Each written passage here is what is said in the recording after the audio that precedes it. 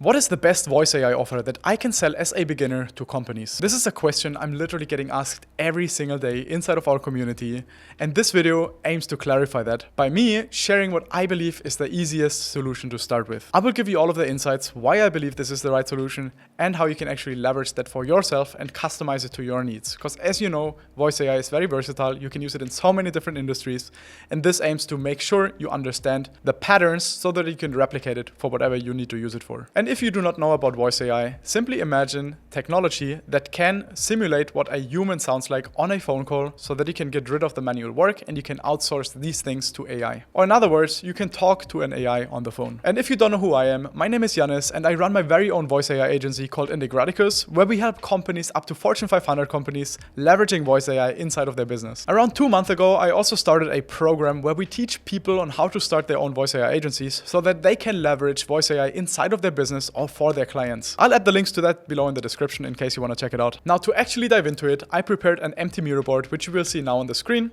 which is what we're going to use to go over the actual solution. So to get started with, we obviously need to give the solution a name. And the way we name it usually inside of our agency is a Handover Solution. So the name itself probably already tells you a lot, which means we hand over something, right? So whatever solution we build is what the client receives, which also kind of indicates already that this would be some sort of one-off project, right? So we don't have any kind of recurring setup, which I know a lot of people will complain about. Let me explain. I'm gonna go into it why I think it's still like the best solution to go with. So handover solution means that the client will own everything. So we can also write it here. You can say the client owns the whole solution, right? So this is probably like the biggest aspect of it, which I think is also the most important ones for you to understand because it will save you a ton of time and a ton of other things in the long term. So a handover solution means that whatever your tech stack looks like, so in case you build a solution on something like make.com and Vapi, right? So just to give you a brief rundown of the solutions itself, if we build a voice solution, means that we have some sort of voice orchestration layer, which often is Vapi, Retail, Ultravox, Synthflow, any of those providers. All of them basically provide you what we call orchestration layer. So some sort of platform where you can have calls with what sounds like a human, but is in fact just AI. And those are usually used to do the phone calls, but are then enriched by utility, which is usually hosted somewhere else. And with utility, I mean things that allow this AI to actually interact with real life data or other services in the world, so that to basically just enrich its feature set. So imagine, for example, you want to build a weather assistant. The weather assistant is a very basic example where you say on Vapi, for example, you set up a simple assistant, you give it access to a tool that can retrieve weather data. And this weather data, as you can imagine, is obviously retrieved from an external service, which is then loaded into Vapi so that the assistant inside of Vapi has access to this weather data. This is the basic structure of a voice solution. You should probably already know that if you've seen my channel before. And if not, hopefully this gives you like a better picture now. So as you can imagine as well, if you have those tools, you need to have accounts on them so that you can use them. And those accounts in a handover solution are being created or used by the client. So in case you get a client, you always need to first of all ask them whether or not they already have those accounts or if they need to be created. And this already means that you close that client, right? So in the beginning, obviously for sales calls, etc., it doesn't matter if they have the accounts or not. But in the end, I want you to understand that those people or the clients need to have accounts on those platforms if you want to build them out on these solutions. So obviously, whatever that is, it might be a customer support agent, it might be a lead qualification agent, a lead reactivation agent, whatever that looks like, the tech stack that you're going to build it on is something that the client needs to have accounts for so that you can build it on their accounts. Because you want to have this responsibility away from you. And this is probably one of the biggest things why I think it's so great. So for that, we're actually going to add another section down here. And we say benefits, which is like the benefits where I believe it's a great solution to get started with, which we can have already as the first point. See, just gonna make this bigger. The first point is obviously reduced responsibility. Because you are not using your own accounts, also means that you don't need to have massive contracts in place, making sure that whatever the client does with it is on the legal side. Because sometimes, and this is just normal and natural human behavior, we just don't know everything, especially in a market that evolves super quick. There are new regulations coming out on a daily basis. Things are adjusting all the time. And staying up on top of that in the beginning is really hard, especially since you try to first learn this thing. You potentially learn sales, you potentially learn marketing. All of those things take time and it's very overwhelming. So for beginners, having something that reduces something or effort is super important. And this responsibility thing is becoming increasingly important, especially in the beginning. And even more importantly, if you are in niches that require things like HIPAA compliance or maybe even GDPR. GDPR is a bit more broad, but HIPAA compliance is probably more crazy because you deal with patient data. And for that, dealing with responsibilities, you need to make sure that you at least comply to a certain extent, which is something that you don't want to have on your plate if you're just getting started and you want to gather information and knowledge about how to build and deliver those solutions. So responsibility is the first one that I want to mention here. Now, before heading into the second one, let me add here reduce legal responsibility, because that refers more towards it, because the legal part is usually the one that is really interesting and important to mention here. Now, the second thing that I see with Handover Solutions is that it's easier to sell. So I write easier to sell here because a handover solution means that the client owns something, and when the client can own something, it makes it already more likely for them to close because they know they don't have a monthly commitment. They don't need to go into anything harder or over a longer period of time, but they can have the solution and they can do with it whatever they want. So that is always a very easy way on selling things because they know that it's a one-time thing, and after that they have everything they need. They can manipulate or extend it from there by themselves, which is also another really nice thing that I come to with an upsell later down the line. But in general, it is easier to sell because the client can own something and people just love to own stuff. So that is the one thing which makes it a lot easier for you to get started with. So let's actually write easier to sell due to client ownership, which I think probably makes it a bit more clear. By the way, you will get access to this document directly inside of our community. It's linked below in the description. The third reason why I really like the handover solution is because you have a better learning, in my opinion. Because you need to kind of replicate that for multiple clients, and you also see the variety. So let's say you're not focused on a specific industry, but you're trialing a lot of different things. You have the variety of trying different solutions and basically building them up from scratch, just strengthening your knowledge about how to create those setups in the first place. So therefore, I'm going to write here stronger learning curve.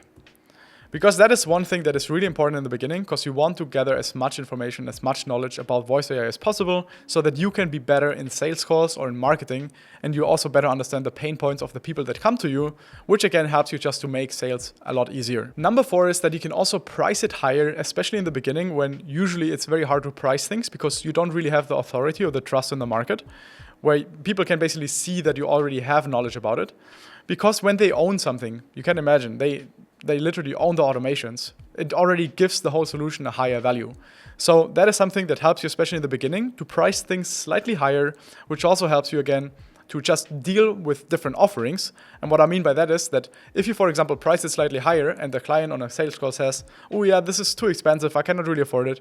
You can even say something like, okay, I'm going to give you 50% off, but in return, I'd like to have a testimonial so that you can reuse the testimonial for marketing your very own agency, right? So it gives you that social proof that makes sure for yourself that with the next sales call that you're going to have, you have a little bit more authority and social proof that you can also add to your website, etc., which just makes your next leads more aware of what you do and you're actually doing something great. So therefore, let's just write higher pricing due to client ownership. Another reason why I think this is a great offer is because you can have a hard project cutoff, meaning that in case the solution that you delivered is nothing that you'd like to pursue on a long-term scale, you can literally just say, okay, I delivered the solution, there it is, it works, it's implemented, thanks for working with me, but that's it. From here on, you can either even say just like you increase your prices insanely. If they're still down, then it probably still makes sense to go for it. If not, it's not in your interest anyway.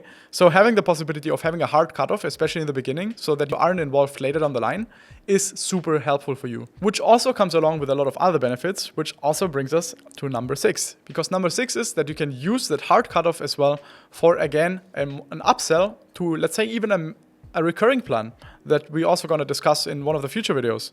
But let's say for now, we can make recurring upsells because, as you can imagine, sometimes, even in the handover solutions, people mess up things. People are really good in breaking things in general. And this will also happen with handover solutions, meaning that even if you have implemented a working solution and it was working fine, it was doing its job well, it gave them the results they wanted, they make some changes to it and things start breaking. So it's most likely that they will come back to you, which is also a really nice way of you just upselling them a solution in case you want to work with them, right? So having this hard cutoff means that you're first of all out, but then you still have the possibility of bringing them back in by offering them upsells. And the good thing is, because it's a hard cutoff, you have the flexibility of deciding for yourself whether or not you want that. And this is awesome. In my opinion, especially in the beginning, this brings you a lot of peace of mind because you don't feel like you're forced into a project that you might not even want to take later down the line. Now, given these benefits, the major thing you probably see from that is that you can get rid of the responsibility that comes along in case you would maintain something, because there you would be always responsible for any issues that happen, potentially even some downtimes and other things that you can sometimes not even influence, especially in the beginning when you don't even really understand the whole architecture. And the last point I'm going to add to the benefits is that you have reduced upfront costs. Pretty much none, even in some cases, especially if you set it up the right way. Because you can imagine, since you run on the client accounts when building those solutions, they will basically have their own credit card added, right? So whenever you use something and you build something, it uses their payment methods to already pay for it, which already takes that effort or that initial cost away from you. So you can start with a way lower cost than when you would host all of those solutions yourself, and you'd basically just build them to the client. So that's another thing that you want to keep in mind, especially if you're on a really tight budget, which again, just simplifies the whole deliver part as well, because you already have everything set up on their side, which saves you time as well. So that is it for the benefits, and I think these alone are probably already talking for themselves. This is a really cool setup and is something that we definitely recommend. And I'll also go into a couple of other solutions in a future video on why I believe that this is the best solution compared to the others. But from the benefits alone, you will see that this is really, really valuable if you're just starting out. And because I know how critical it is to get your offer right, I want to share with you one more thing which I think brings you a lot of value, which is a list of deliverables. So deliverables is basically what you hand over to the client during those handover solutions, which includes everything that you need to make sure the client is happy with it, right? And that also you kind of like have all of the documentations and everything ready so that the client knows what to expect. These deliverables are not only good for you to get an understanding of what you actually need to deliver, but it will also help you in closing clients because you have something feasible that you can provide to them so that they understand what is actually included in your offering. And these deliverables I'm sharing with you are actually from our agency. So this is something that we've been using for a long time to sell those handover solutions to clients. And I hope it brings you the same value like it brought us. So to dive into this, I'll add here a deliverables table and we can go over that step by step. And I'm basically explaining you every single line and why it is added there. Now, the first solution or the first thing in the deliverables section is the fully optimized AI voice assistant with all features defined in the scope. So obviously you're going to have a scope based on whatever the client needs. And these deliverables is obviously the main thing. This is kind of like the whole logic of what you build out, the whole backend system, etc., as just defined as an assistant. So it makes sense to just have that in there. Then the second thing is where it becomes really interesting, which is the call tracking and the most important thing, the KPIs. Now, usually people, when they want to make calls, they obviously want to get data out of it because data is king, as we know, right? So the more data you can provide to the clients, the better.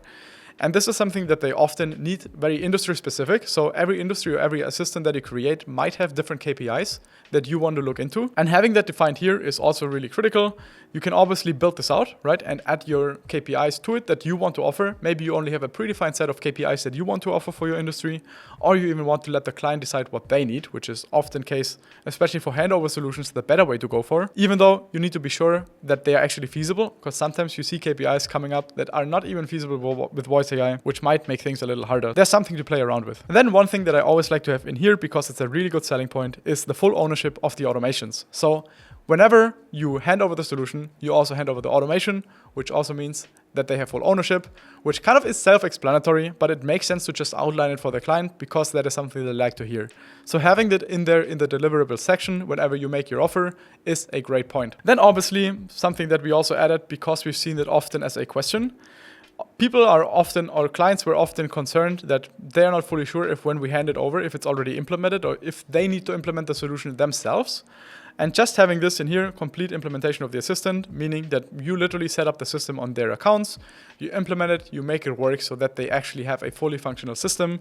This is kind of like the whole reason we have this line in there, which also just helps you to give the client a little bit more security and assurance that you actually provide a solution that is going to work. And the next one is something that is more up to your preference. We are working a lot with Slack, so we are using a dedicated Slack channel for that client, which means that once we onboard them to a handover solution, they will be added to a separate Slack channel where we and my team have access to them and they can ask any kind of questions and we can basically share some updates along the way. So in case you work with something else, we have seen Discord, we have seen WhatsApp, we have seen other platforms where they work on. So that is completely up to you. We just use Slack for that in our case. Then this is another really important one, which is a handover session. So obviously, whenever you hand over the solution, the client wants to see it, they have questions. So you can basically just showcase them a basic way on how it works, how it is implemented, what it does, etc. And then the client asks a couple of questions. This is usually done in a 1-hour session. So you can obviously be more flexible depending on how complex your solution is, but that is a great way of just making sure that the client is taken care of and feels taken care of, which is even more important. And the last point here is something that is really, really important, especially to avoid things like scope creep, because scope creep, as you probably know, is nothing fun. And for anyone that doesn't know what scope creep is, simply imagine that customers come back to you over and over again because they want more changes and more changes, things that aren't discussed inside the scope and weren't part of the scope, or maybe were somehow part of the scope but phrased in a different way and they just try to abuse it. This is basically scope creep, meaning that your project is being delayed by a very long time, causing you to spend more time on the project than initially estimated or required. So this helps as well to just avoid scope creep by defining this upfront. And what this quality control session means is that within a span of 2 weeks, you basically offer 2 sessions that you can use at any point whenever you deem it relevant to go over the assistant, see how it performs, see whether or not it works well, and in case it hallucinates somewhere, then you do slight adjustments to that and make sure that the assistant works properly. This helps obviously as well for you to have a better throughput for the assistant, because in the end, AI, and especially voice AI, needs to constantly be enhanced to make sure it actually works well and fulfills certain criteria, especially for success valuations. Because if you want to build a solution, you want to make it result-based, right? And you want to make it results-driven, meaning that you want to provide as many good results from that AI as possible, which obviously happens only if you adjust it in the time and enhance it and make sure it follows the script, it follows the criteria, or follows whatever it's supposed to do. So those 2 quality control sessions basically allow you to bring out maybe another 5 to 10% of quality or of accuracy from within the voice AI to make sure it delivers better results than by you just handing it over and saying, all right, that's yours. So this is something really great. And by defining it to 2 sessions, obviously it can be any kind of number, whatever you feel comfortable with, but defining it by a number or a number of sessions, you also limit the amount of times you go over the scope, which also limits the number of times someone can go into scope creep in case something doesn't work. So this is a nice thing that I definitely like you to have inside of the deliverables. And overall, I think with this one, you have a solid foundation of providing deliverables and a solution to their clients that you can do as a beginner without going into a lot of responsibilities and binding yourself to something that you might not want to bind yourself onto. Now, there's one more thing that I believe is really important, and that's something that's going to be asked as well a couple of times, probably as well in the comments, and that is pricing. It is very hard to determine for yourself, especially in the beginning, how to price a voice assistant. And you should not just make it dependent on the monetary gains, but also what you can gain from a different perspective of gaining authority, for example. So pricing varies quite a lot. I can tell you for Handover Solutions, we have charged anything from, I think the cheapest one was $1,200 up to $30,000. It was very, very broad. And the price for us was often just dependent on the complexity of the assistant because we already had authority. So that is something that we don't need to care about. But what I can give you along the way is that the solutions that you create in the beginning, especially if you have no clients whatsoever, you can even offer them for free in exchange for a testimonial or a review that basically helps you to just get more social proof, which again helps you to close more clients later down the line because you can show someone that you already built this and they know that you're capable of actually serving them or providing a solution to them, right? So if I would have to put this in numbers, for beginners, I would usually say put it somewhere between $0 and $1,000 for your very first solution that you can hand over as a client. If you're already really good at sales and you know what you do and you also know that you can deliver something, then I would probably say you look somewhere between the $1,500 mark to the $5,000 mark. It's probably a good one. I have also seen that people in our community that are really on top of the work and that basically are literally mostly in all of our calls, we even have seen them close their first deal at like $8,000. But I would say this is the exception in this case because this requires you already to be pretty good in at least one of those things. And when you start out, I know with any kind of agency work, it often seems overwhelming because you need to be basically the person for everything, for creating it, for making the sales, for making the marketing materials, for discovery calls, etc. So for you getting started, $1,500 to $5,000 as a beginner is probably a good way of starting to price your deals. And obviously, you should also learn during your sales calls on what value it brings to the clients. Because obviously, if you create a solution that brings the client, let's say $10,000 value, charging $5,000 for it might be a bit harsh. They might be not down for that. So that might be more based at like $1,500. But if your solution brings them $500,000, you know for sure that you can price it way higher than even that in here if you know how to sell it properly. So pricing is very individual, and in the beginning I always recommend to price it a bit lower, or if you say you are really new and it's very hard for you for whatever circumstances you're in to close them for any kind of price, having it as a free testimonial offer is still great because you gain a lot of experience, you gain knowledge, and you gain more confidence as well. That helps you again in your sales calls to just make more money from that, to promote yourself as a better agency. And I hope this gives you a better picture on where I would price an offer, especially as a beginner, because it can be very overwhelming. And if you're really struggling with this, you definitely want to check out our community. There are a lot of people at the same position that you are, and they are exchanging crazy knowledge from what we have seen, which is super helpful for mostly anyone. If you're serious about this, I definitely encourage you to check it out. The link for that, again, is down below in the description. And that's all from my side. The only question that I have for you is, how do you ended up in the voice AI space in the first place? Would love to have your answer down below in the comments. Thanks for watching, and see you next time.